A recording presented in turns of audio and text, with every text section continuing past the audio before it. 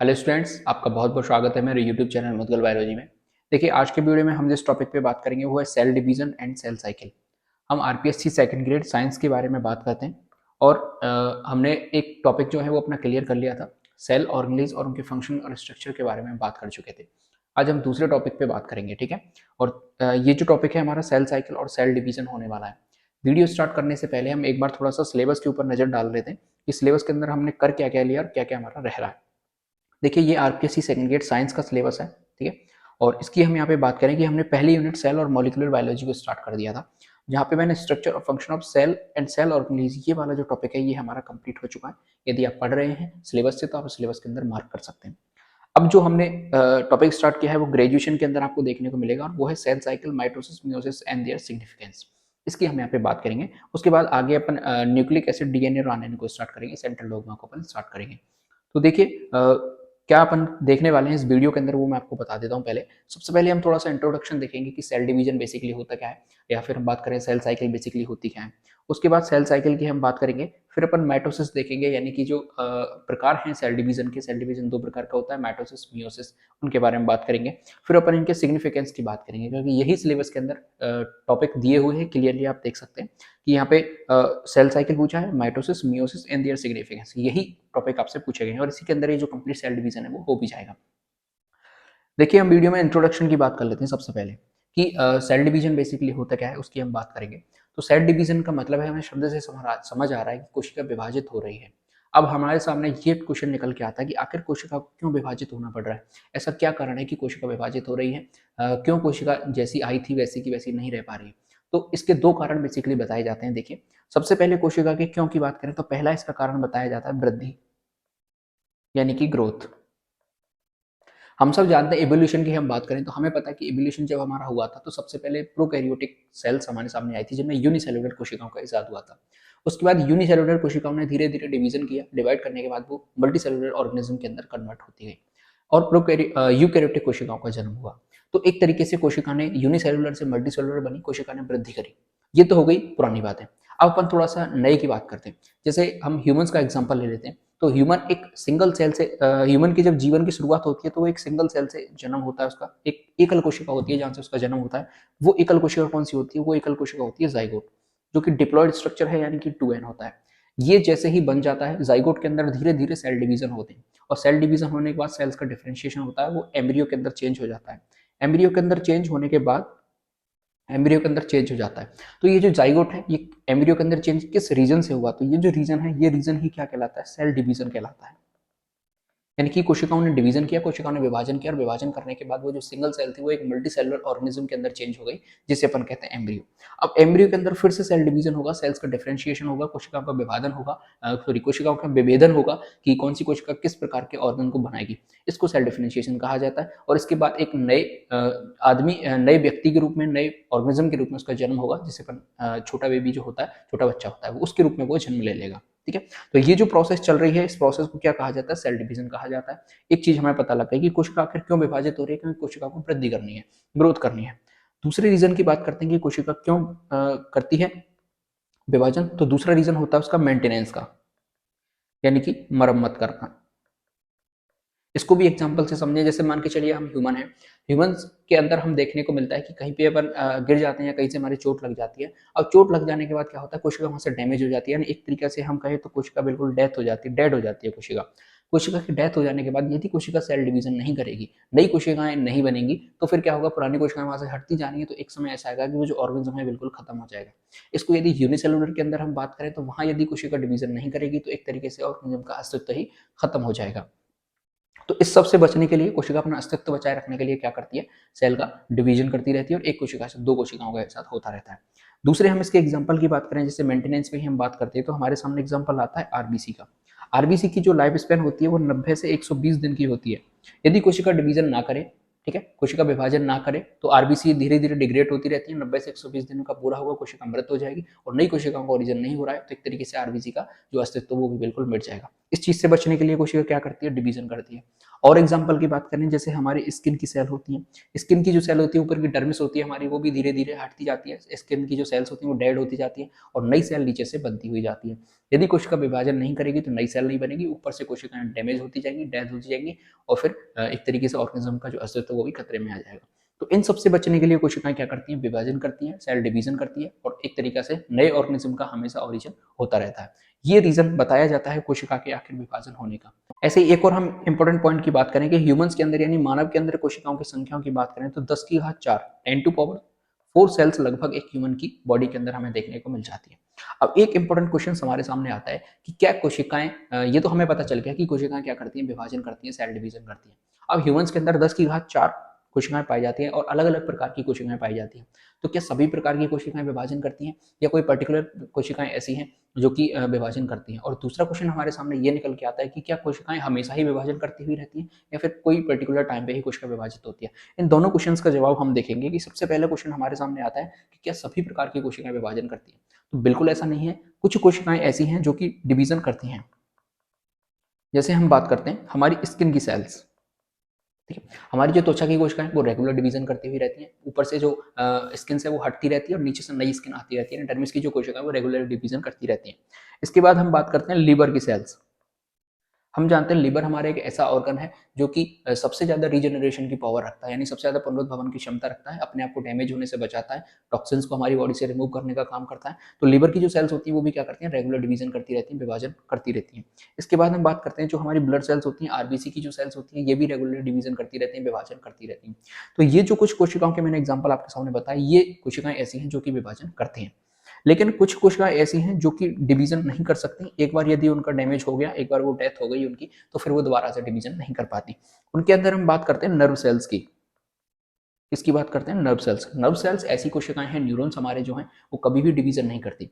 एक बार उनका ओरिजिन हो गया बस वही आगे चलती रहेगी, कभी भी उनका दोबारा डिवीजन नहीं हो सकता। इसलिए ये कहा जाता है कि हमारे न्यूरॉन्स यदि एक बार डैमेज हो जाते हैं तो वो फिर से दोबारा नहीं बन सकते। इसी तरीके की दूसरी कोशिकाएं जो कि हमारे ब्रेन के अंदर पाई जाती हैं, ब्रेन सेल्स। ब्रेन सेल्स, जैसे ब्रेन हेमरेज होता है किसी को तो वहाँ पे जो दिमाग की जो नसों को यदि डैमेज हो जाता है, नसों की जो फिर हम कहें ब्रेन की जो कोशिकाएं उनको डैमेज हो जाता है तो वो दोबारा से रिकवरी नहीं कर सकती, दोबारा से वो डिवीजन नहीं कर सकती। तो एक क्वेश्चन का जवाब हमें मिल गया कि क्या सारी कोशिकाएं डिवीजन करती हैं, तो ऐसा नहीं है, सभी कोशिकाएं डिवीजन नहीं करती, कुछ पर्टिकुलर कोशिकाएं ही डिवीजन करती हैं। दूसरा क्वेश्चन हमारे सामने ये निकल के आया था कि क्या कोशिकाएं हमेशा विभाजन करती रहती हैं, तो बिल्कुल ऐसा नहीं है। कोशिकाओं का एक पर्टिकुलर टाइम होता है जिसपे सेल डिवीजन करती है, यानी कि जब कोशिका को विभाजन होने की जरूरत पड़ेगी, विभाजित होने की जरूरत पड़ती है, तभी वो कोशिका विभाजित होती है, अन्यथा वो रेस्टिंग फेज के अंदर चली जाती है और उसका विभाजन नहीं होता है। तो ये दोनों क्वेश्चन के जो जवाब थे हमें मिल चुके हैं और हमें ये भी पता लग गया कि आखिर कोशिका क्यों विभाजित होती है। ये मैंने आपके सामने एक बेस बना दिया कि आखिर सेल डिवीजन क्यों होता है। आगे हम बात करते हैं कि कोशिका विभाजन बेसिकली होता कितने प्रकार का है। तो हम बात करें कोशिका विभाजन के प्रकार की, सेल डिवीजन के प्रकार की बात करते हैं तो बेसिकली हम देखते हैं सेल डिवीजन 3 प्रकार का होता है। एक होता है हमारे सामने एमाइटोसिस, ठीक है, जिसे हिंदी के अंदर कहते हैं असूत्री विभाजन, जिसे हिंदी के अंदर क्या कहा जाता है, असूत्री विभाजन। दूसरा होता है माइटोसिस, जिसे हिंदी के अंदर कहा जाता है समसूत्री विभाजन। और तीसरा आता है हमारे सामने मियोसिस, जिसे हिंदी के अंदर कहा जाता है अर्धसूत्री विभाजन। हम तीनों को डिटेल के अंदर पढ़ने वाले हैं, लेकिन मैं थोड़ा सा इनके बारे में आपको बेसिक बता देता हूं क्योंकि यहाँ पे जो टॉपिक है हमारा वो स्टार्ट हो रहा है। असूत्री विभाजन की बात करते हैं तो सबसे प्रिमिटिव प्रकार का ये डिवीजन हमें देखने को मिलता है, यानी कि सबसे प्राचीन प्राचीन काल में जब प्रोकैरियोटिक कोशिकाएं होती थी, यूनिसेलुलर जो ऑर्गेनिज्म हुआ करते थे, वो इस विधि का उपयोग करते थे, असूत्री विभाजन का प्रयोग करते थे सेल को डिवीजन करने के लिए। चूंकि ये सबसे प्राचीन है, यूनिसेलुलर ऑर्गेनिज्म इसका यूज करते हैं, प्रोकैरियोटिक जो कोशिकाएं वो इसका यूज करते हैं, तो ये सबसे फास्ट है, सबसे तेज प्रकार का डिवीजन ये हमें देखने को मिलता है। यानी कि यदि हम एक डिवीजन की बात करें तो 25 से 30 मिनट के अंदर ये डिवीजन है वो कंप्लीट हो जाएगा। हम बात करें किसके अंदर होगा तो ये अमीबा के अंदर हमें देखने को मिलेगा। इसके अलावा जो जितने भी यूनिसेलुलर ऑर्गेनिज्म होते हैं वो सारे के सारे इसके अंदर आ जाते हैं, ठीक है। अभी हम इसको लास्ट में जाकर डिटेल में भी पढ़ेंगे। दूसरे की हम बात करते हैं माइटोसिस की, समसूत्री विभाजन। समसूत्री विभाजन को यदि मैं एक शब्द के अंदर डिफाइन करने की कोशिश करूं तो समसूत्री का मतलब है सम का मतलब है समान, यानी कि जितने क्रोमोसोम्स पेरेंट सेल के अंदर थे, पैतृक के अंदर थे, पैतृक यानी कि पेरेंट सेल, पैतृक कोशिका के पास जितने क्रोमोसोम्स होते हैं, सेम क्रोमोसोम्स कितने होते हैं, पुत्री कोशिकाओं के पास भी सेम क्रोमोसोम्स का नंबर हमें देखने को मिलता है। यानी कि यहाँ पे कुछ भी चेंज नहीं होता, सिर्फ सिंपल प्रकार का ये कोशिका विभाजन है। समसूत्री विभाजन क्या है, कोशिका थोड़ा सा अपना जो साइटोप्लाज्म है उसको इंक्रीज करती है, क्रोमोसोम्स के नंबर को डबल करती है, डबल करने के बाद वो कोशिका जो नंबर्स हैं वो आपस में डिवाइड हो जाते हैं, 46 क्रोमोसोम आपस में चेंज हो जाते हैं। तो यानी कि कोई भी प्रकार का कोशिका के अंदर चेंज नहीं आता, जितने क्रोमोसोम पेरेंट के पास थे उतने ही क्रोमोसोम्स डॉटर सेल्स के पास रह जाते हैं। ये समसूत्री प्रकार का है। लेकिन यहाँ पे चेंज आता है मियोसिस के द्वारा। मियोसिस के अंदर, मियोसिस से अर्धसूत्री विभाजन, नाम हमें पता चल रहा है अर्ध, और सूत्र यहाँ पे क्रोमोसोम्स को बेसिकली डिफाइन करा जाता है, यानी कि जो गुणसूत्रों का नंबर है वो आधा हो जाएगा। और हम बात करें कि ये जो मियोसिस है ये हमें जनन कोशिकाओं के अंदर देखने को मिलता है, यानी कि जो हमारी रिप्रोडक्टिव सेल्स होती हैं, जैसे गोनाड्स हो गए, आपके स्पर्म सेल हो गई, एग सेल हो गई, उनके अंदर हमें देखने को मिलता है। ऐसा होता क्यों है, क्योंकि देखिए 46 क्रोमोसोम्स एक ह्यूमंस के अंदर हमें देखने को मिलते हैं, और जब उसकी डॉटर सेल बनती है तो 43 क्रोमोसोम्स डॉटर सेल के अंदर हमें देखने के लिए मिल जाते हैं। ऐसा बेसिकली होता क्यों है वो देखिए, जैसे पेरेंट है, कोई पेरेंट है, उसके अंदर 46 क्रोमोसोम्स हमें देखने को मिले, यदि अर्धसूत्री विभाजन एग्जिस्ट नहीं करता और यहाँ पे समसूत्री विभाजन यदि हम करवा देते तो कितने हो जाते, 46 क्रोमोसोम्स हो जाते स्पर्म के पास और 46 क्रोमोसोम्स हो जाते एग के पास। तो क्या होता, एग और स्पर्म का दोबारा फ्यूजन होता तो इनका 46 प्लस 46 यानी कि डबल क्रोमोसोम्स हो जाते, जो कि नेचर के बिल्कुल खिलाफ है। इस चीज को हटाने के लिए अर्धसूत्री विभाजन को बनाया गया कि क्रोमोसोम्स जो 46 थे उनका डिवीजन कर दिया 23, और यहाँ पे हो गया 23। अब ये बन गया स्पर्म और ये बन गया क्या, एग सेल। अब स्पर्म और एक्सेल दोनों फ्यूज हो जाएंगे तो लास्ट में जो हमारी डॉटर सेल बनेगी उसके अंदर कितने आ जाएंगे, क्रोमोसोम 46 आ जाएंगे, जो कि लास्ट में जाके पेरेंट के काम करेगी। यानी कि चीजों को मैनेज करने के लिए, क्रोमोसोम के नंबर को एग्जिस्टिंग बनाने के लिए, जितने हैं उतने ही बनाने के लिए अर्धसूत्री विभाजन का इजाद किया गया था। ये नेचर के अंदर प्रेजेंट हुआ था। तो ये कोशिका विभाजन का हमने प्रकार देख लिया। 3 प्रकार के कोशिका विभाजन होते हैं, एमाइटोसिस, माइटोसिस और मियोसिस। एक एक की बात हम डिटेल में करने वाले हैं। अब देखिए कोशिका विभाजन के चरण की हम बात कर लेते हैं कि आखिर कौन कौन से ऐसे स्टेप हैं जिनमें कोशिका विभाजन होता है, सेल डिवीजन होता है। तो सेल डिवीजन बेसिकली 2 चरणों के अंदर कंप्लीट हो जाता है। 2 प्रोसेस ऐसे आते हैं। सबसे पहले आता है हमारे सामने कैरियोकाइनेसिस और दूसरा आता है हमारे सामने साइटोकाइनेसिस। ठीक है, कैरियोकाइनेसिस को हम समझेंगे जैसे हमने यूकैरियोटिक देखे थे, प्रोकैरियोटिक देखे थे, वहां पे हमें पता था कैरियन का मतलब क्या होता है, न्यूक्लियस। तो कैरियो शब्द है वो न्यूक्लियस से आया है, काइनेसिस का मतलब डिवीजन होना। तो यहाँ पे केंद्रक का डिवीजन होगा। हिंदी के अंदर यदि मैं इसको लिखना चाहूँ तो केंद्रक विभाजन, और इसको हिंदी के अंदर यदि मैं लिखना चाहूँ तो ये होगा कोशिका द्रव्य विभाजन। कोशिका द्रव्य विभाजन। तो पहले होगा केंद्रक विभाजन यानी कैरियोकाइनेसिस होगा, लास्ट में जाके साइटोकाइनेसिस होगा। कैरियोकाइनेसिस की जो प्रोसेस होती है 4 स्टेप के अंदर ये कंप्लीट हो जाता है, PMAT। ये 4 स्टेप हैं जिनको हम आगे डिटेल के अंदर पढ़ने वाले हैं। P से मतलब है प्रोफेज, M से मतलब है मेटाफेज, A से मतलब है एनाफेज और T से मतलब है टीलोफेज। ठीक है, ये 4 चरण है। 4 स्टेप के अंदर ये जो आपका कैरियोकाइनेसिस है वो कंप्लीट हो जाएगा, यानी केंद्र का डिवीजन हो जाएगा। और केंद्र का डिवीजन हो रहा है तो सीधी सी बात है क्रोमोसोम्स का भी क्या हो जाएगा, डिवीजन हो जाएगा। और जब ये कंप्लीट हो जाएंगे तो लास्ट में जाके कोशिका द्रव्य का विभाजन होगा, साइटोप्लाज्म का विभाजन होगा, और साइटोप्लाज्म के डिवीजन से क्या बन जाएगा, 2 कोशिकाएं बन जाएंगी। जैसे मान के चलिए यहाँ पे ये न्यूक्लियस है, तो सबसे पहले क्या होगा, न्यूक्लियस का डिवीजन होगा। न्यूक्लियस का डिवीजन होने के बाद कोशिका की केंद्रक का डिवीजन हो जाएगा, ये केंद्रक का डिवीजन हो गया, 2 केंद्रक बन गए हमारे सामने, और फिर लास्ट में जाके साइटोप्लाज्म का डिवीजन हो जाएगा। तो एक सेल से 2 सेल्स हमारे सामने बन जाएंगे और कोशिका विभाजन यानी सेल डिवीजन जो है कंप्लीट हो जाएगा। ठीक है, अब अपन चलते हैं कोशिका साइकिल की ओर, यानी कोशिका चक्र की ओर, सेल साइकिल की हम बात करते हैं।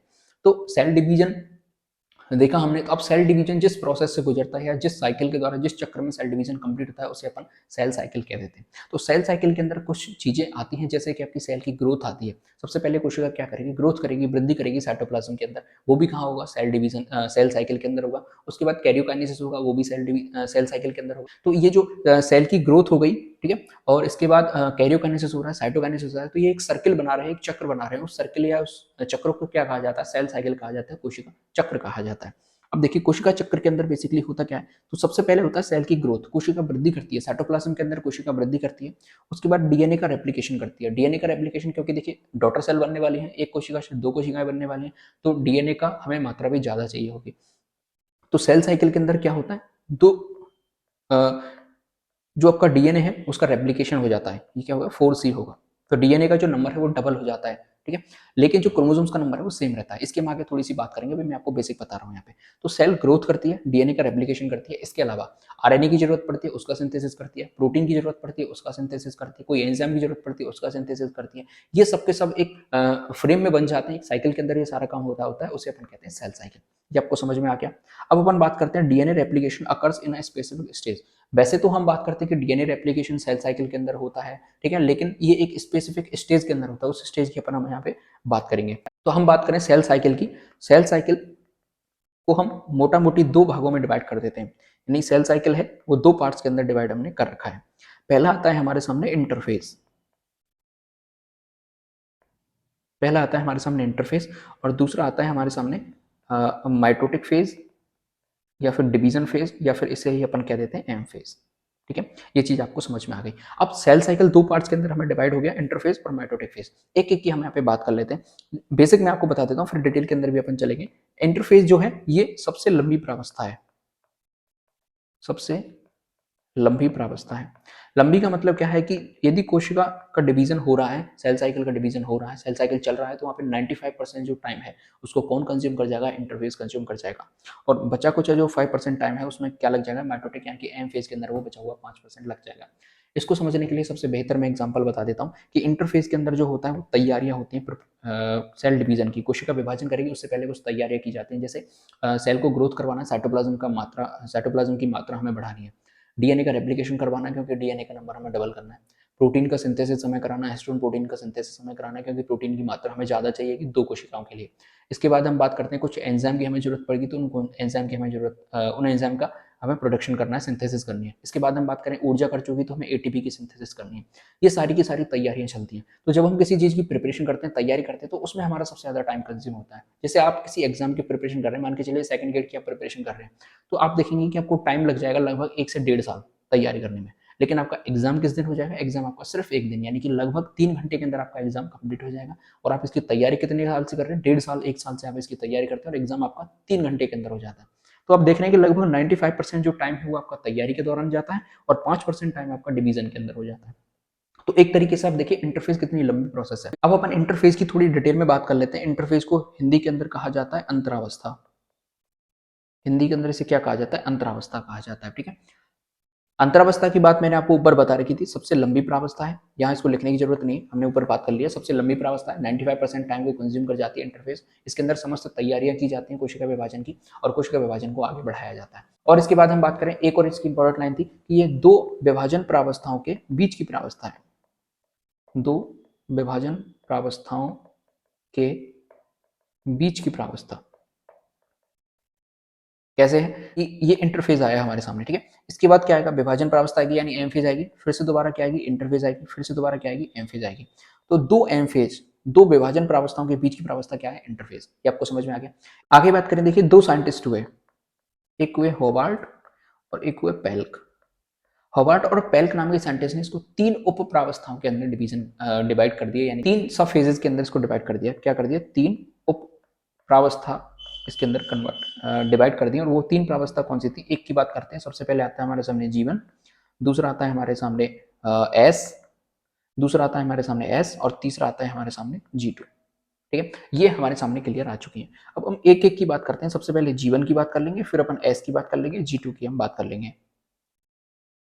अब ये हमें पता चल गया कि यहाँ पे कोशिकाओं का विभाजन की जो है उसकी तैयारियां होनी है, सिंथेसिस होना है कुछ चीजों का। अब किस फेज के अंदर किस चीज का सिंथेसिस होगा, ये हमारे सामने इंपॉर्टेंट चीज निकल के आती है। सबसे पहले अपन जीवन की बात कर लेते हैं कि जीवन के अंदर किन किन चीजों का सिंथेसिस होता है। आप यहाँ पे इंटरफेस को आप देख सकते हैं, ये सेल साइकिल का एक छोटा सा डायग्राम है। यहाँ पे आप देखिए, यहाँ से लेके और यहाँ तक जो टाइम लग रहा है वो किसके अंदर लग रहा है, इंटरफेज के अंदर। और ये माइटोसिस हो रहा है, यहाँ पे एम फेज है, और ये साइटोकाइनेसिस यानी कि कोशिका द्रव्य में विभाजन है। तो ये लग रहा है लगभग 5%, और ये लग रहा है लगभग आपका 95%। इसको तीन पार्ट्स के अंदर डिवाइडेशन कर दिया, G1 फेज, एस फेज और G2 फेज। ठीक है, अब G1 फेज की हम बात करते हैं कि G1 फेज के अंदर किस किस चीजों का सिंथेसिस होगा। तो सबसे पहले हम बात करते हैं प्रोटीन संश्लेषण की।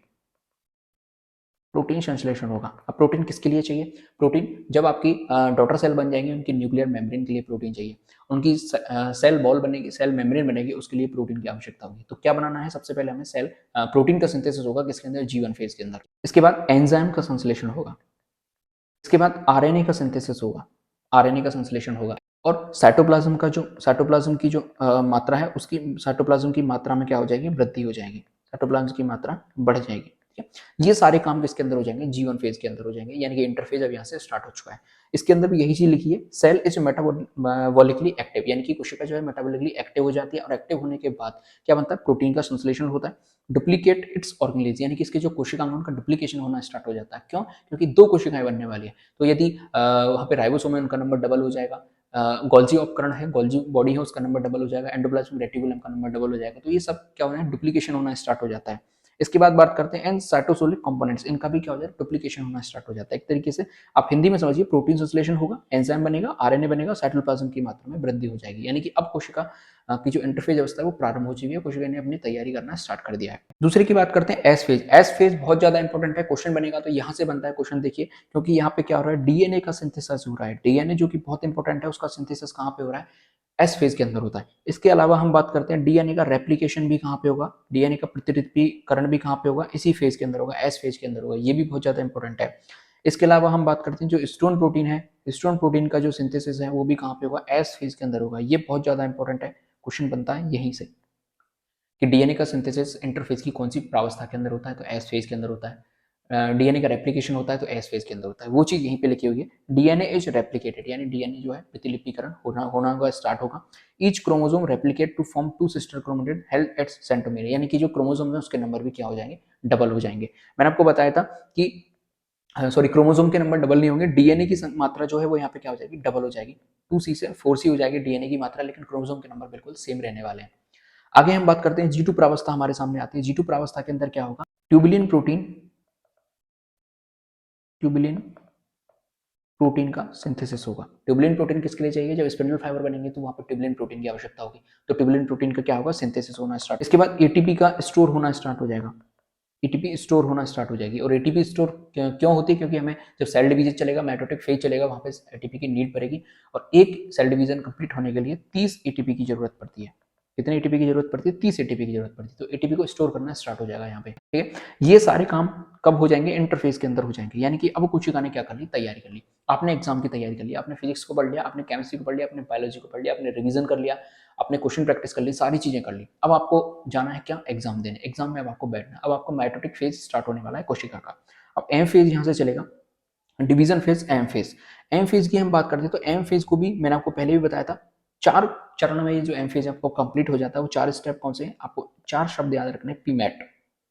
ठीक है, ये क्रम से आपको याद रखने। पी यहाँ पे क्या बता रहा है, प्रोफेज को बता रहा है। ठीक है, एम यहाँ पे किसको बता रहा है, मेटाफेज को बता रहा है। ए किसको बता रहा है, एनाफेज को बता रहा है। और टी किसको बता रहा है, टीलोफेज को बता रहा है। ठीक है, ये 4 नाम आपको याद रखने। इसी क्रम में जो डिवीजन फेज है, एम फेज है, वो चलता रहता है। माइटोटिक फेज है, एम फेज कह लीजिए, डिवीजन फेज कह लीजिए, माइटोटिक फेज कह लीजिए, कुछ भी कह लीजिए। ठीक है, अब अपन सेल डिवीजन स्टार्ट करने वाले हैं। तो सेल डिवीजन 2 प्रकार से होता है, माइटोसिस और मियोसिस, समसूत्री विभाजन, अर्धसूत्री विभाजन। पहले अपन स्टार्ट कर रहे हैं किसको, समसूत्री विभाजन को। पहले किसको स्टार्ट कर रहे हैं, समसूत्री विभाजन को। नाम है माइटोसिस। समसूत्री यानी कि क्रोमोसोम का नंबर क्या रहने वाला है, सेम रहने वाला है। जितने क्रोमोसोम पैतृक कोशिका के पास थे, उतने ही क्रोमोसोम किसके पास रहने वाले हैं, डॉटर कोशिकाओं के पास रहने वाले हैं। जितने पेरेंट सेल के पास थे, उतने ही किसके पास हैं, डॉटर सेल के पास रहने वाले। इस प्रकार के विभाजन को क्या कहा जाता है, समसूत्री विभाजन या फिर माइटोसिस कहा जाता है। माइटोसिस सबसे पहले किसने बताया था, तो फ्लेमिंग नाम के साइंटिस्ट थे, जिन्होंने सबसे पहले माइटोसिस के बारे में बताया था, माइटोसिस की खोज करी थी।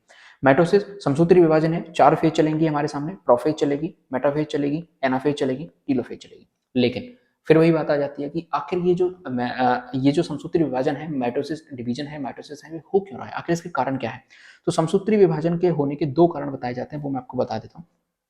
सबसे पहले बताया जाता है कर्ण प्लाज्म थ्योरी, कर्ण प्लाज्म थ्योरी। ठीक है, हर्टविग नाम की साइंटिस्ट है, जिन्होंने कर्ण प्लाज्म थ्योरी को सबसे पहले इंट्रोड्यूस किया था। और इन्होंने क्या बताया था कि Vn BC माइनस Vn, ये बताया था। ये मैंने आपको जब कोशिकाओं के ऑर्गेनिज के बारे में बताया था, वहां पे मैंने आपको बताई थी। कार्बन प्लाज्म थ्योरी का मतलब क्या है कि कार्बन प्लाज्म थ्योरी एक तरीके से आप ये समझिए, ये बराबर में क्या लिखा हुआ है यहाँ पे, KI लिखा हुआ है। KI का मतलब है कैरियोप्लाज्मिक इंडेक्स। अब जो कैरियोप्लाज्मिक इंडेक्स है वो किसके ऊपर डिपेंड कर रही है, न्यूक्लियस के वॉल्यूम पर, यानी न्यूक्लियस के आयतन पर ये चीज डिपेंड कर रही है। और दूसरे किसके ऊपर डिपेंड कर रही है, साइटोप्लाज्म के आयतन पर। अब यदि साइटोप्लाज्म का आयतन वॉल्यूम बहुत ज्यादा बढ़ जाएगा तो कैरियोप्लाज्मिक इंडेक्स क्या हो जाएगी, कम हो जाएगी। क्यों? क्योंकि ये दोनों क्या है, इनवर्सली प्रोपोर्शनल है। यदि बी सी का मान यहाँ पे बढ़ जाएगा तो कैरियोप्लाज्मिक इंडेक्स क्या हो जाएगी, घट जाएगी। और कैरियोप्लाज्मिक इंडेक्स एक तरीके से घटी तो केंद्रक का जो कंट्रोल था वो कोशिका पे से हटा। जैसे ही कंट्रोल कम हो जाएगा तो कोशिका क्या करना स्टार्ट कर देगी, डिवीजन करने की उसको जरूरत पड़ेगी। क्यों? क्योंकि अब कंट्रोल है, जो दिमाग है, ब्रेन है, उसका कंट्रोल बॉडी से, शरीर से हटता जा रहा है। तो अब क्या करना होगा, शरीर के दो हिस्से करने होंगे ताकि ब्रेन है उसकी शक्ति जो केंद्र है उसकी शक्ति बढ़ जाए और दो अलग अलग कोशिकाओं पर नियंत्रण वो कर सके। ये बेसिक था कर्ण प्लाज्मा थ्योरी के बारे में।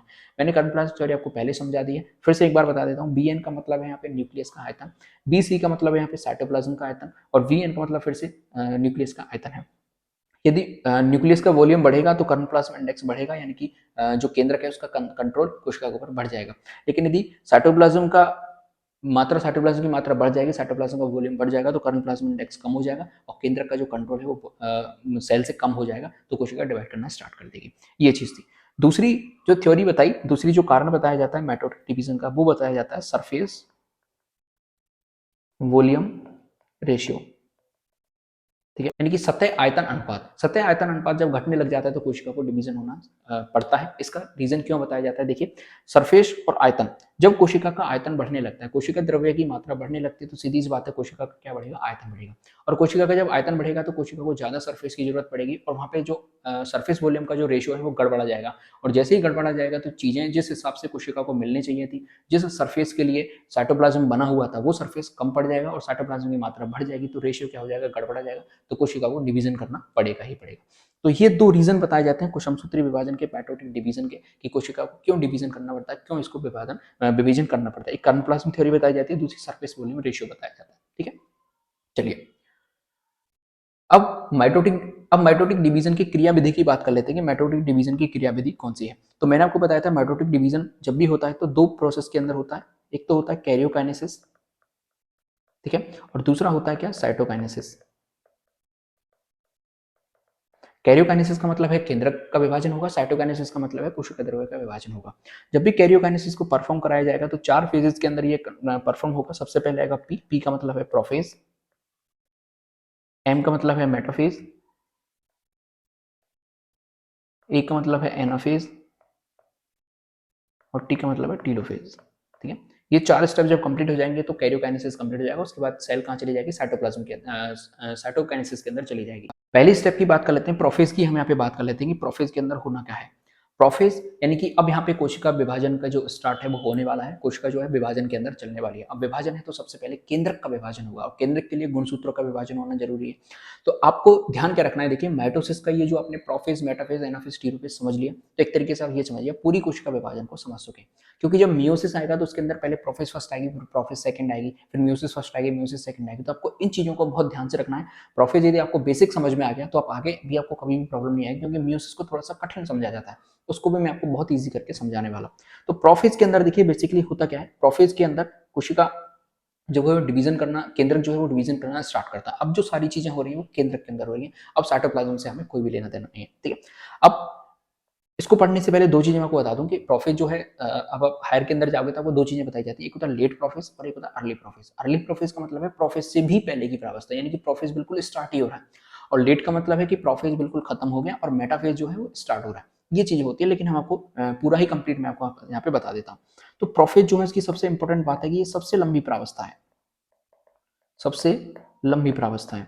जैसा कि हमको पता है किसी चीज को स्टार्ट करने में बहुत ज्यादा टाइम लग जाता है, और जब एक बार वो चीज स्टार्ट हो जाती है, फ्लो हमारा बन जाता है, तो फिर प्रॉब्लम नहीं आती। आपने पढ़ाई करना स्टार्ट करी होगी तो आपको बहुत सारी प्रॉब्लम्स आई होंगी, कहाँ से स्टार्ट करूँ, क्या पढ़ूँ, कौन सी बुक से पढ़ूँ, कितना पढ़ना है, कहाँ कौन से क्वेश्चन करने हैं, प्रैक्टिस कहाँ से करूँ, पहला पेपर कैसा आया था, ये सारी प्रॉब्लम्स हमें आती है। जब आप एक बार आपका रूटीन बनने लग जाता है तो फिर प्रॉब्लम वो सारी सॉल्व हो जाती है और आप आसानी से पढ़ने लग जाते हैं। तो ये हमें पता लग गया कि सबसे लंबी प्रावस्था है। और इसके अंदर बेसिक होता क्या है वो मैं आपको बता देता हूँ कि सबसे पहले जो केंद्रक कला है, यानी कि जो न्यूक्लियर मेम्ब्रेन है, वो विलुप्त होना प्रारंभ होती है।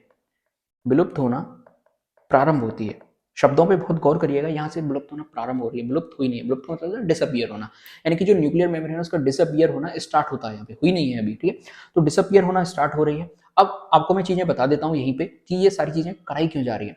देखिए, जब यहाँ पे बीच में क्रोमोसोम प्रेजेंट है, ये क्रोमोसोम क्या करेंगे, अब जो काम होगा वो क्रोमोसोम्स के अंदर होने वाला है सारी चीजें। तो जब क्रोमोसोम के अंदर सारा काम होगा तो हमें थोड़ी सी स्पेस की जरूरत पड़ेगी। स्पेस बनाया जा रहा है यहाँ पे, तो सबसे पहले स्पेस कैसे बनाया जा रहा है कि न्यूक्लियर मेम्ब्रेन को डिसअपियर किया जा रहा है। न्यूक्लियर मेम्ब्रेन सबसे पहले डिसअपियर होना स्टार्ट हो रही है, उसके बाद जो कोशिकांग होते हैं, कोशिकांग विलुप्त होना स्टार्ट होते हैं, विलुप्त होना प्रारंभ होते हैं। अब जितने भी कोशिकांग थे जैसे गोल्जी बॉडी हो गई, राइबोसोम हो गई, ये सारे के सारे विलुप्त कर दिए जाते हैं। विलुप्त क्यों करे जाते हैं? क्योंकि स्पेस हो रहा है, स्पेस की जरूरत पड़ रही है ना। ठीक है, आगे देखिए, तारक काय का जो विभाजन है, तारक काय यानी जिसे अपन कहते हैं सेंट्रियोल, सेंट्रियोल का जो विभाजन है वो हो चुका है पूर्ण।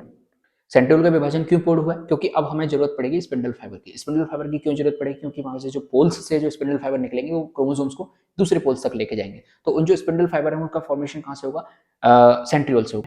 जो गुणसूत्र हैं, जो क्रोमोसोम है वो स्पष्ट हो जाते हैं, क्लियरली हमें विजिबल हो जाते हैं, दिख जाते हैं हमें क्लियरली। करते हैं जो गुणसूत्र हैं यानी कि जो क्रोमोसोम्स हैं वो डायर्ड फॉर्म में हो जाते हैं, यानी डायर्ड हो जाते हैं। डायर्ड का फॉर्म कैसा होता है? इस तरीके से, ठीक है, इस तरीके से हो जाता है, इसको अपन डायर्ड कह देते हैं। क्या हो रहा है कि यहाँ से जो न्यूक्लियर मेम्ब्रेन है डिसअपियर होना स्टार्ट हो रही है। डॉटेड लाइन का मतलब क्या है कि डिसअपियर होना स्टार्ट हो रही है। ये जो सेंट्रियोल है ये डिवीजन हो चुका है सेंट्रियोल का, यानी सेंट्रियोल के दो पार्ट हो चुके हैं और यहाँ से स्पिंडल फाइबर का जो फॉर्मेशन है वो होना स्टार्ट हो चुका है। सेंट्रोमियर बीच में क्रोमोसोम के पास प्रेजेंट है, ये सारी चीज हम बाद में बात करेंगे। ये क्रोमोसोम है, ये बीच में न्यूक्लियस है। इसके बाद एक और चीज यहाँ पे रह गई थी, जो केंद्र का है, केंद्र का है वो भी क्या हो जाती है? विलुप्त हो जाती है। जो न्यूक्लियोलस है उसको भी क्या कर दिया था? विलुप्त कर दिया था, क्योंकि बहुत ज्यादा हमें स्पेस की जरूरत पड़ेगी। तो ये प्रोफेज के अंदर सारी चीजें हो चुकी हैं। इंपॉर्टेंट क्या है वो मैं आपको यहीं पे बता देता हूँ। एक तो ये आपको ध्यान रखना है कि ये कैसी है? सबसे लंबी प्रावस्था है। इसके बाद गुणसूत्र स्पष्ट हमें कहाँ पे दिखाई देते हैं? प्रोफेज के अंदर दिखाई देते हैं। दो क्वेश्चन आप कंफ्यूज हो सकते हो कि कोशिक जो गुणसूत्र हैं वो हमें, गुणसूत्र की संरचना का अध्ययन हम कहाँ पे करते हैं? तो वो मेटाफेज के अंदर किया जाता है। गुणसूत्र में स्पष्ट यानी क्लियरली कहाँ पे विजिबल होते हैं? तो प्रोफेज के अंदर वो हमें स्पष्ट विजिबल होते हैं। और गुणसूत्र कैसे हो जाते हैं? डायर्ड फॉर्म के अंदर आ जाते हैं। ये प्रोफेज के अंदर काम हो चुका है। अब देखिए मेटाफेज के अंदर क्या होगा? जो पोल्स हैं, जो ध्रुव हैं, उनका निर्माण क्या हो जाएगा? पूर्ण हो जाएगा। ध्रुवों का निर्माण पूर्ण हो चुका है। पोल्स, ये जो आपको सेंट्रियोल दिखाई दे रहा है, यानी कि पोल्स हैं ये कंप्लीट हो चुके हैं, डिवीजन है वो अपनी अपनी जगह पे जा चुके हैं डिवीजन करने के बाद। इसके बाद है जो तर्कु तंतु हैं, यानी कि जो स्पिंडल फाइबर है, स्पिंडल फाइबर है, स्पिंडल फाइबर का निर्माण हो चुका है। ये देखिए यहाँ से ये जो स्पिंडल फाइबर आपको दिखाई दे रहे हैं, ये स्पिंडल फाइबर निकल रहे हैं यहाँ से। इसके बाद एक सहायक तंतु भी निकलते हैं, असेसरी फिलामेंट्स जिसे अपन कहते हैं, वो भी यहाँ से निकलते हैं, उनका फॉर्मेशन भी हो चुका होता है। मेटाफेज प्लेट का निर्माण, मेटाफेज प्लेट का निर्माण भी क्या हो जाता है? कंप्लीट हो जाता है, क्योंकि मेटाफेज प्लेट के ऊपर ही आकर क्या होंगे? क्रोमोसोम है वो आकर अटैच होंगे। इसके बाद गुणसूत्र यानी कि जो क्रोमोसोम है वो डायर्ड से क्या बन जाते हैं? टेट्राड बन जाते हैं। ये इंपॉर्टेंट लाइन है, डायर्ड से क्या हो जाते हैं? टेट्राड बन जाते हैं, यानी कि जहां दो से वो कितने हो गए? चार हो गए। इसको मैं एक सर्किल से आपको समझा देता हूँ, वो चीज देखिए यहाँ पे दोबारा।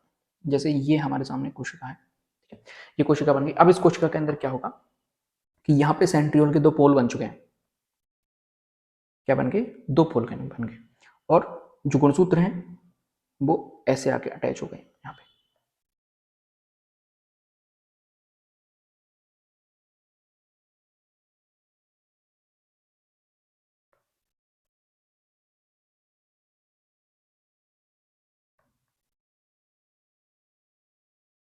देखिए चार क्रोमोसोम हैं वो यहाँ पे बन चुके हैं। अब स्पिंडल फाइबर निकलेंगे, देखिए स्पिंडल फाइबर, एक स्पिंडल फाइबर निकलेगा यहाँ आके, एक निकलेगा यहाँ आके, एक निकलेगा यहाँ, एक निकलेगा यहाँ, ऐसे एक यहाँ पे जाके अटैच होगा, एक यहाँ पे जाके अटैच होगा, एक यहाँ पे जाके अटैच होगा, एक यहाँ पे। ये तो स्पिंडल फाइबर का फॉर्मेशन हो चुका है। मैंने यहाँ पे लिखा सहायक तंतु। सहायक तंतु का मतलब क्या है कि यहाँ से एक एसेसरी फिलामेंट निकलेंगे, और एसेसरी फिलामेंट कहाँ जाके जुड़ेंगे? सीधे पोल टू पोल कनेक्ट होंगे। क्या होंगे? सीधे पोल टू पोल कनेक्ट होंगे। ये क्वेश्चन भी कई बार पूछा गया है, आप प्रीवियस ईयर के क्वेश्चन पेपर उठा के देखेंगे तो आपको पता चलेगा कि एसेसरी जो फिलामेंट है वो कनेक्ट होते हैं पोल से पोल के लिए, पोल से सेंट्रियोल से क्रोमोसोम के लिए, और सेंट्रियोल से सेंट्रियोल के लिए। वो सारी चीजें आपको पता चल गया। तो जो स्पिंडल फाइबर है वो कनेक्ट हो रहे हैं सेंट्रियोल से लेकर सेंट्रोमियर पर, लेकिन जो एसेसरी फिलामेंट है वो कनेक्ट हो रहे हैं सेंट्रियोल से लेकर सेंट्रियोल पर। ये चीज हमें पता चल गई। अब हम बात करते हैं जैसे क्रोमोसोम्स का, मैं यहाँ पे स्ट्रक्चर बना के आपको दिखाऊं कि ये आखिर स्पिंडल फाइबर अटैच हो रहे हैं तो हो कहाँ पे रहे हैं। जैसे ये क्रोमोसोम की हमने संरचना बना ली, तो हमें पता था कि ये जो जहाँ पे कनेक्ट हो रहे हैं, इस कनेक्ट वाले पोर्शन को क्या कहा जाता है? सेंट्रोमियर कहा जाता है। जहाँ पे दोनों जो सिस्टर क्रोमेटिन है वो कनेक्ट है उसको सेंट्रोमियर कह रहे थे। और सेंट्रोमियर के पास एक डिस्क शेप संरचना बनती है ऐसे, ठीक है, एक डिस्क शेप संरचना बनती है। इस डिस्क शेप संरचना को कहा जाता है काइनेटोकोर। क्या कहा जाता है? काइनेटोकोर। इस काइनेटोकोर से कनेक्ट है कौन? Spindle fibre. ये चीज आपको समझ में आ गई। मेटाफेज के अंदर ये सारी चीजें हो रही हैं। इंपॉर्टेंट चीज क्या है कि मेटाफेज प्लेट पर आकर टिक रहे हैं कौन, ये क्रोमोसोम्स। ठीक है, आगे बढ़ते हैं एनाफेज की तरफ। अब एनाफेज में क्या होगा, देखिए एनाफेज क्या है, सबसे इंपॉर्टेंट बात की ये सबसे छोटी प्रावस्था है। कैसी है, सबसे छोटी प्रावस्था है। ठीक है, दूसरी बात इसकी हम करते हैं कि यहाँ पे गुणसूत्र की संख्या, गुणसूत्र दुगने हो जाते हैं। कैसे हो जाते हैं, दुगने हो जाते हैं। स्पिंडल फाइबर, स्पिंडल फाइबर संकुचित होते हैं, कॉन्ट्रैक्ट होते हैं, संकुचित होते हैं। ठीक है, और इंट्राजोनल या फिर हम कहें एसेसरी फिलामेंट थे, या फिर हम कहें इंटरजोनल फाइबर, इंटरजोनल फाइबर क्या होता है, रिलैक्स होते हैं। और जो क्रोमेटिड है, क्रोमेटिड है उनमें पोलरिटी आती है, पोलरिटी, पोलरिटी आती है। ठीक है, इसके बाद जो मेटाफेज प्लेट थी, मेटाफेज प्लेट से गुणसूत्र ध्रुवों तक जाते हैं, ध्रुवों तक जाते हैं।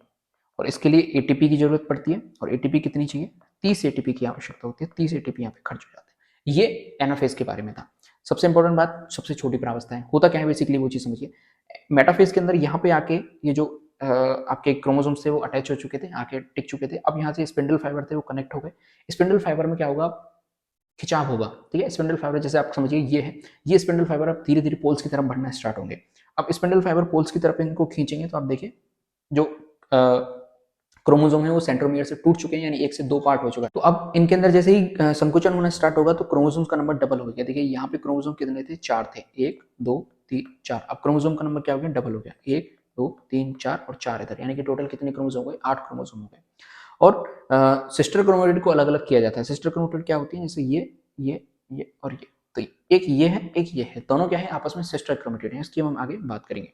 ठीक है, तो एनाफेज के अंदर क्या होना स्टार्ट हो गया कि जो क्रोमोसोम्स थे वो डबल हो चुके हैं, एक दूसरे से अलग अलग हो चुके हैं और पोल्स की तरफ बढ़ना स्टार्ट हो चुके हैं। ठीक है, आगे बढ़ते हैं। देखिए टीलोफेज की हम यहाँ पे बात करते हैं। टीलोफेज लास्ट की प्रावस्था है, लास्ट की प्रावस्था है तो इसके अंदर होगा क्या, वो चीज समझिए। टीलोफेज लास्ट की प्रावस्था यानी कि अब गुणसूत्र का नंबर डबल हो चुका है। जितने गुणसूत्र एक केंद्रक को चाहिए थे वो केंद्रक के लिए गुणसूत्र मिल चुके हैं। अब क्या होगा, केंद्रक दोबारा से अपना जो विकास है वो डेवलपमेंट करना स्टार्ट करेगा। यानी कि गुणसूत्र सबसे पहले क्या होंगे, गुणसूत्र क्रोमेटिन धागे में, क्रोमेटिन धागों में परिवर्तित होना स्टार्ट होंगे, परिवर्तित होना प्रारंभ होंगे। यानी कि पहले क्रोमेटिन धागे थे वो किसके अंदर कंडेंस हुए, पहले क्रोमेटिन धागे थे वो कंडेंस हुए, संघनित हुए, संघनित होने के बाद क्या बन गए, क्रोमोसोम बन गए। और क्रोमोसोम बनने के बाद उनका दोनों में सेपरेशन हो गया, सिस्टर क्रोमेटिन को अलग अलग कर दिया गया। अब अलग अलग न्यूक्लियस के पास वो पहुंच चुके हैं, केंद्र के पास पहुंच चुके हैं। अब क्या होगा, वापस से वो क्रोमेटिन धागे के अंदर बनना प्रारंभ हो जाएंगे। केंद्र कला, केंद्र कला यानी कि जो न्यूक्लियर मेम्ब्रेन है वो बनना प्रारंभ हो जाएगी। दोबारा से केंद्र कला का जो न्यूक्लियर मेम्ब्रेन है वो बनना प्रारंभ हो जाएगी। जितने भी कोशिकांग थे जो विलुप्त हुए थे, जो डिसअपियर हुए थे, वो दोबारा बन जाएंगे। न्यूक्लियस है वो वापस आ जाएगा। और जो डॉटर न्यूक्लियस है यानी कि जो पुत्री केंद्रक है, पुत्री केंद्रक का निर्माण यहाँ पे क्या हो जाएगा, पूर्ण हो जाएगा, निर्माण पूर्ण हो जाएगा। जो डॉटर न्यूक्लियस है वो बनके तैयार हो चुका है, यानी कि एक केंद्रक से दो केंद्रक अब बन चुके हैं। यहाँ पे देखिए सबसे पहले क्या था, एक केंद्रक था, एक केंद्रक के पास एक न्यूक्लियर मेम्ब्रेन थी। इस एक केंद्रक से क्या हुआ, मेटाफेज के साथ जो क्रोमोसोम्स थे वो मेटाफेज यानी कि बीच वाली प्लेट पर आकर स्टार्ट हुए। स्टार्ट होने के बाद क्रोमोसोम्स अलग अलग हो गए, अलग अलग होने के बाद इस तरीके से क्रोमोसोम के पास दोबारा से न्यूक्लियर मेम्ब्रेन बनना स्टार्ट हो चुकी है। यहाँ पे आप देख सकते हैं ये दूसरी न्यूक्लियर मेम्ब्रेन बनना स्टार्ट हो चुकी है। यहाँ पे न्यूक्लियर है ये वापस से बन चुकी है, ये यहाँ पे न्यूक्लियर मेम्ब्रेन बन चुकी है। और जो सेंट्रियोल है वापस से क्या हो जाएंगे, डिसअपियर होना स्टार्ट हो जाएंगे। अब इनका कोई भी काम नहीं है। और इस तरीके से बधाई हो, आपका जो केंद्रक है एक से दो केंद्रक बन चुके हैं। अब बारी आएगी कोशिका द्रव्य के विभाजित होने की। अब कोशिका द्रव्य का विभाजन होगा। ठीक है, आगे देखते हैं साइटोकाइनेसिस, जिसे हिंदी के अंदर कहते हैं कोशिका द्रव्य विभाजन। केंद्रक का विभाजन ऑलरेडी हो चुका है, अब कोशिका द्रव्य का विभाजन होना स्टार्ट है। कोशिका द्रव्य के विभाजन होते ही एक कोशिका दो कोशिका के अंदर कन्वर्ट हो जाएगी। कोशिका द्रव्य का विभाजन एनिमल सेल के अंदर अलग विधि से होता है और प्लांट सेल के अंदर अलग विधि से होता है। सबसे पहले हम एनिमल सेल की बात करते हैं। यहाँ पे देखिए जैसे ही कोशिका के जो केंद्रक है वो एक केंद्रक से दो केंद्रक बने, यहाँ पे बने, तो अब कॉन्ट्रेक्टाइल रिंग यानी कि ये जो आपको रिंग दिखाई दे रही है, ये रिंग आपस में क्या करेंगे, कॉन्टैक्ट करेंगे। एक चीज आपको समझनी होगी कि जो सेल वॉल है वो एनुअल सेल के पास क्या होती है, एब्सेंट होती है। एब्सेंट होती है तो कोशिका को बाहर से दबाने के लिए कोई बहुत ज्यादा प्रेशर की हमें जरूरत नहीं पड़ेगी, तो हम कोशिका को बाहर से दबा सकते हैं। बाहर से दबाने से क्या होगा कि उसकी जो सेल मेम्ब्रेन है वो पिचक जाएगी, और पिचकने के बाद एक खांच बन जाएगी, एक फोरो बन जाएगी, और उस फोरो से क्या हो जाएगी, दो कोशिका सेपरेट हो सकती है। वही चीज यहाँ पे हो रही है कि यहाँ पे क्लीवेज फोरो का बनना स्टार्ट होगा, यानी कि खांच का बनना अब यहाँ पे प्रारंभ होगा, और a contractile ring of actin filament forms at the cell centre, यानी कि एक्टिन फिलामेंट की एक कॉन्ट्रेक्टाइल रिंग बनना स्टार्ट होगी, जो कहां बन रही है, कोशिका के केंद्र में यहाँ पे बनना स्टार्ट हो रही है। और ये टीलोफेज के अंदर भी ये सारा काम चल रहा है। The filament contract constrict forming a cleavage फोरो, और ये क्या बना रहे हैं, यही फिलामेंट क्या करेंगे, फोरो बनाएंगे, एक खांच बनाएंगे, और खांच बनने के बाद साइटोकाइनेसिस होगा, the furrow meets forming two daughter cell. इस तरीके से आप समझिए, जैसे ये एक सेल थी, ठीक है, इस सेल के अंदर ये दो केंद्रक बने। अब केंद्रक बनने के बाद यहाँ से कोशिका दबना स्टार्ट होगी, दबेगी तो किस इस तरीके से हमें दिखाई देगी, ठीक है, ये दो केंद्रक अलग अलग हो चुके हैं। अब ये खांच है, गहरी होना स्टार्ट हो जाएगी, ठीक है, ये खांच क्या हो रही है, गहरी होना स्टार्ट हो रही है, और लास्ट में जाके क्या हो जाएगी, खांच बिल्कुल गहरी हो जाएगी, और एक कोशिका से दो कोशिका यहाँ पे बन चुकी हैं। इस तरीके से एनिमल सेल के अंदर साइटोकाइनेसिस हमें देखने को मिलता है, कोशिका द्रव्य विभाजन हमें देखने को मिल जाता है। दूसरी बात करते हैं अपन प्लांट सेल की। प्लांट सेल के अंदर हम जानते हैं सेल वॉल प्रेजेंट होती है, रहती है। सेल वॉल प्रेजेंट रहती है, यानी कि उसको बाहर से नहीं दबाया जा सकता, बाहर से नहीं दबाया जा सकता, तो अब क्या होगा, अंदर से कोशिका का जो कोशिका द्रव्य वो विभाजन करना स्टार्ट करेगा। किस तरीके से, ये सेल की मेम्ब्रेन है, ये सेल की वॉल है, ये पेरेंट सेल है। पेरेंट सेल के बाद ये जो गोल्जी वेसाइकल्स हमें दिखाई दे रही हैं, ये गोल्जी वेसाइकल्स सेंटर के प्लेट पर आकर आना जमना स्टार्ट करेंगे, और सेंटर के प्लेट पर आकर एक प्लेट जैसी संरचना बना लेंगे, कठोर प्लेट जैसी संरचना बना लेंगे, और ये प्लेट सेंटर से परिधि की तरफ यानी पेरिफेरी की तरफ बढ़ना स्टार्ट करेगी। टीलोफेज के अंदर ये सारा काम हो रहा है, और पेरिफेरी के अंदर बढ़कर क्या बन जाएगी, दो अंदर से साइटोप्लाज्म को डिवाइड कर देगी, और अंदर से साइटोप्लाज्म जैसे ही डिवाइड हो जाएगा तो एक सेल दो डॉटर सेल के अंदर क्या हो जाएगी, कन्वर्ट हो जाएगी। The cell plate fuses with the cell wall forming two daughter cell. ये जो मिड प्लेट थी, ये मिड प्लेट यहाँ से बढ़ेगी और बढ़ के किसके अंदर फ्यूज हो जाएगी, सेल वॉल के अंदर फ्यूज हो जाएगी, तो साइटोप्लाज्म है, दो कोशिकाओं के अंदर डिवीजन हो जाएगा। इस तरीके से जो साइटोकाइनेसिस है वो परफॉर्म हो जाता है, ठीक है। और साइटोकाइनेसिस के परफॉर्म होते ही आपका जो कोशिका विभाजन है वो भी कंप्लीट हो जाता है, एक कोशिका से दो कोशिकाएं ऑलरेडी बन चुकी हैं। अब अपन सिग्निफिकेंस की बात कर लेते हैं कि आखिर कोशिका विभाजन का सिग्निफिकेंस होता क्या है, यानी कि माइटोसिस का जो सिग्निफिकेंस है वो क्या होता है, माइटोसिस किस जगह काम आता है। सिग्निफिकेंस यानी कि हम यहाँ पे बात कर रहे हैं महत्व की, कि जो माइटोसिस है समसूत्री विभाजन है, इसका बेसिकली महत्व क्या होता है। तो पहला है एम्ब्रियो डेवलपमेंट, यानी कि जो भ्रूण का विकास होता है उसमें समसूत्री विभाजन की महत्वता होती है। क्यों होती है, देखिए भ्रूण है वो एक सिंगल सेल से बना था सबसे पहले, तो अब उसमें सिर्फ कोशिकाओं की संख्या के अंदर वृद्धि करने की जरूरत है हमें। क्रोमोसोम्स के नंबर से हमें कोई लेना देना नहीं है, सिर्फ कोशिकाओं की संख्या बढ़नी चाहिए, कोशिकाओं का जो नंबर है वो इंक्रीज होना चाहिए, बढ़ना चाहिए। तो एम्ब्रियो का डेवलपमेंट जब भी होता है वहाँ पे कौन सा विभाजन होता है, समसूत्री विभाजन होता है। दूसरी बात करते हैं बॉडी डेवलपमेंट की, यानी कि जो हमारा बॉडी का विकास हो रहा होता है, बॉडी की ग्रोथ कर रही होती है, तो वहाँ पे भी कौन सा डिवीजन होता है, सेल डिवीजन कौन सा है, माइटोसिस होता है, यानी कि समसूत्री विभाजन हो रहा होता है।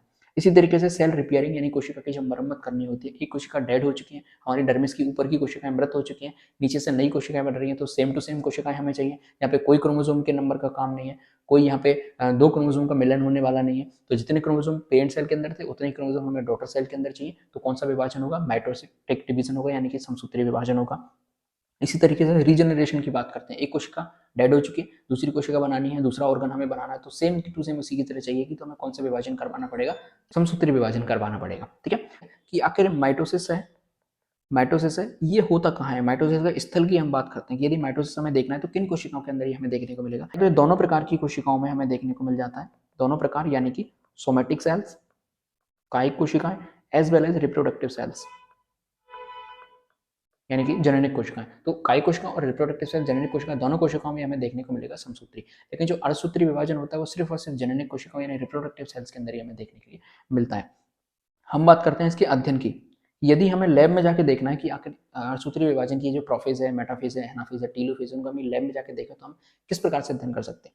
तो प्याज की जो मूल शीर्ष होती है, मूल शीर्ष का मतलब क्या होता है, रूट टैप, रूट टिप, ठीक है। मूल शीर्ष की जो प्याज की रूट टिप होती है, ठीक है, प्याज को आप पानी के अंदर डालेंगे, तो पानी के अंदर डालेंगे तो वो जो उसका सफेद सफेद बाल से निकले होते हैं वो बढ़ जाएंगे, बढ़ने के बाद उसकी जो टिप होती है उस टिप को काट के स्लाइड बनाएंगे, स्लाइड बनाने के बाद आप माइक्रोस्कोप के नीचे देखेंगे तो प्रोफेज, मेटाफेज, एनाफेज, टीलोफेज सारी स्टेज आप वहाँ पे देख सकते हैं, ठीक है। तो ये हम अध्ययन के अंदर देख सकते हैं कि यदि हम अध्ययन करना है तो किस तरीके से हम इसका अध्ययन कर पाएंगे। उसके बाद बहुत ही इंपॉर्टेंट चीज यहाँ पे बच जाती है कि समसूत्रण की संख्या ज्ञात करना। देखिए क्वेश्चन बेसिकली बनता है वो आपका प्रोफेस से बन जाएगा, मेटाफेस से बन जाएगा, जो थ्योरी वाले क्वेश्चन बनेंगे। लेकिन बायो के अंदर भी कुछ न्यूमेरिकल्स पूछे जाते हैं। वो न्यूमेरिकल्स किस प्रकार के होते हैं वो हम देखते हैं कि कई बार पूछता है कि समसूत्रण की संख्या यानी कि कितने यहाँ पे मेटोडिक डिवीजन हुए उनका क्वेश्चन पूछ लेता है। पहले हम क्वेश्चन देख लेते हैं, फिर क्वेश्चन किस तरीके से पूछा जाता है। जैसे 64 कोशिकाओं के निर्माण के लिए कितने समसूत्री विभाजन आवश्यक होंगे, 9 समसूत्री विभाजन से निर्मित होने वाली कोशिकाओं की संख्या कितनी होगी, 128 कोशिकाओं के निर्माण हेतु समसूत्री विभाजन की संख्या का सही मान बताइए। ठीक है, ये क्वेश्चन यहाँ से बेसिकली बनते हैं। तो यदि हमें ये क्वेश्चन सॉल्व करने हैं तो आप विभाजन तो आप गिनने बैठोगे नहीं, जैसे आपको बताने की 64 कोशिकाओं के निर्माण के लिए कितने विभाजन होंगे। तो ये आपको बताने के लिए मैं एक ट्रिक आपको समझा देता हूँ। ट्रिक किस तरीके से, वो चीज देखिए। आपको 2 का पहाड़ा पता होना चाहिए। कोशिका विभाजन आपको देखनी है, समसूत्री विभाजन की संख्याओं का पता लगाना है तो आपको 2 का पहाड़ा पता होना चाहिए। जैसे समसूत्री विभाजन होता कैसे, 1 से बनती है 2, 2 से बनती है 4, 4 से बनती है 8, 8 से बनती है 16, 16 से बनती है 32 और 32 से बनती है 64। इसी प्रकार से कोशिकाओं का डिवीजन होता है। ठीक है, अब यदि आपसे कोई पूछ ले कि 64 कोशिकाएं यदि बनी है तो हमें विभाजन कितना होने चाहिए, तो आपको विभाजन की संख्या ज्ञात करनी, कुछ नहीं करना है। ये जो तीर के निशान आपको दिखाई दे रहे हैं, इन तीर के निशान को आपको काउंट कर लेना है। जैसे 1 हो गया, 2, 3, 4, 5, 6, तो 6 विभाजन होंगे, 6 समसूत्री विभाजन होंगे, तो हमें कितनी कोशिकाएं मिल जाएंगी, 64 कोशिकाएं हमें मिल जाएंगी। यही क्वेश्चन यहाँ से पूछा कि 64 कोशिकाओं के निर्माण के लिए कितने समसूत्री विभाजन आवश्यक होंगे। 6 विभाजन से आपकी जो आंसर है वो निकल के आ जाएगा। दूसरा, यदि इसको अपोजिट कर दें कि 9 समसूत्री विभाजन से निर्मित होने वाली कोशिकाओं की संख्या कितनी होगी, तो आप यहाँ पे 9 समसूत्री विभाजन बना लेंगे। जैसे कि 1 से 6 तो ये बने हुए हैं, 64 से कितने बन जाएंगे, 128, 128 और ये बन जाएगा 7वां, 128 से कितने बन जाएंगे, 256, ये हो जाएगा 8वां, से कितने बन जाएंगे, 512, 512 होते ये हो जाएगा 9वां। तो 9 समसूत्री विभाजन से कितनी कोशिकाएं बन जाएंगी, 512 कोशिकाएं बन जाएंगी। यहाँ पे इसका आंसर आपको मिल जाएगा। इस तरीके से आपको इन क्वेश्चंस को सॉल्व कर सकते हैं। अब एक और अलग प्रकार का क्वेश्चन यहाँ पे बनता है, देखिए जैसे 128 कोशिकाओं के निर्माण हेतु समसूत्री विभाजन की संख्या का सही मान बताइए। ऑप्शन के अंदर देखिए क्या है, 127 है, 64 है, 32 है, 8 है। ऑप्शन के अंदर वो आपका ऑप्शन दिया हुआ ही नहीं है। ये जो 2 का बड़ा वाला था ये फेल हो गया। ठीक है, क्योंकि कितने होने चाहिए थे, ऑप्शन के हिसाब से 7 होने चाहिए, लेकिन 7 ऑप्शन के अंदर नहीं दिया हुआ है। तो आपको क्या करना है कि समसूत्रण की संख्या निकालनी है। तो कैसे निकालेंगे, कुल कोशिका की संख्या कितनी है। ठीक है, तो कुल कोशिका कितनी है, 128 कोशिका, उसमें से कुछ नहीं करना, आपको 1 को माइनस कर देना है। कुल कोशिकाओं में से कुल कोशिका की संख्या माइनस 1, तो कुल कोशिका की संख्या कितनी है, 128 है। इसमें से 1 माइनस कर देंगे, कितना आ जाएगा, 127। ये आपको ऑप्शन के अंदर मिल जाएगा, 127 का सही आंसर है। तो 2 ट्रिक आपको याद रखनी है। यदि समसूत्री विभाजन की संख्या से आपसे पूछा तो पहले आपको 2 का पहाड़ा याद होना चाहिए। 2 के पहाड़े से आपको ऑप्शन के अंदर मिल रहा है, वही इसका सही आंसर होगा 100%। लेकिन कई बार वो घुमा देता है, ऑप्शन के अंदर नहीं देता, तो फिर आपको ये वाला फॉर्मूला लगा लेना। ठीक है, इस तरीके से आपका क्या हो गया, समसूत्री विभाजन है वो मैंने यहाँ पे आपका कंप्लीट करा दिया है। क्या कर दिया है, समसूत्री विभाजन है कि मेटोटिक डिवीजन है वो कंप्लीट हो चुका है।